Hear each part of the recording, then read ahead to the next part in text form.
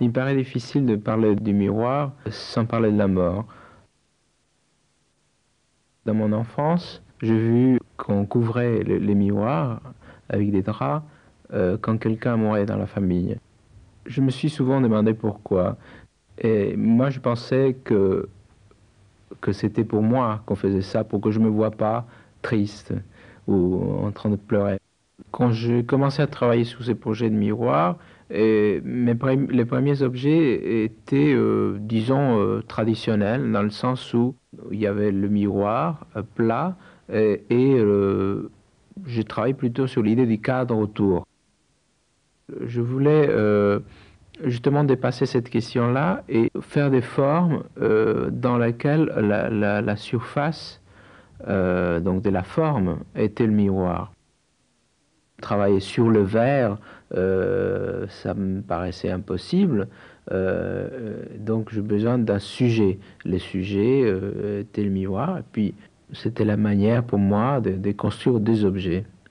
C'est pas le matériau qui m'intéresse. Le thème pour moi, voilà, le thème, le sujet le miroir, et c'est celui qui me donne la possibilité de construire des objets.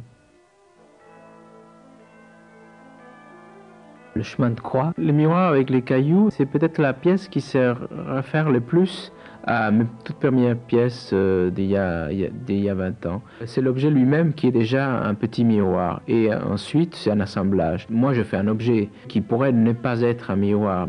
Du moment qu'il y a un spectateur, et lui, ça regarde, il joue, il a un mouvement, l'objet devient un miroir. Maintenant, après avoir expérimenté donc la question du miroir du cadre, le miroir comme objet, j'ai voulu vraiment concrétiser par des objets.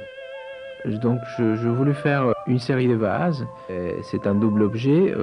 Quand on retire la partie supérieure qu'on met des fleurs, donc le miroir se retrouve dans la sphère qu'on pose à table. L'autre est un triptyque, c'est 3 vases, donc 3 formes classiques. Ces 3 vases des grandes dimensions ont chacun un tube en miroir avec une technique différente.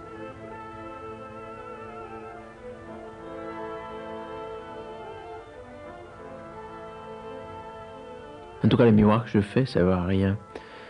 Strictement à rien. Leur fonction, c'est peut-être tout simplement d'être des objets. Un objet décoratif, un objet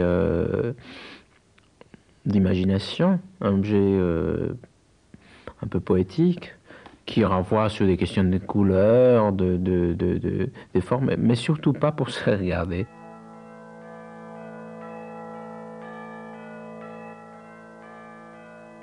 Un vase miroir avec un face-main, c'est-à-dire qu'on peut également prendre le miroir dans ses mains, mettre de fleurs de vase, ou également se regarder dans un miroir à travers les fleurs qui sont dans le vase.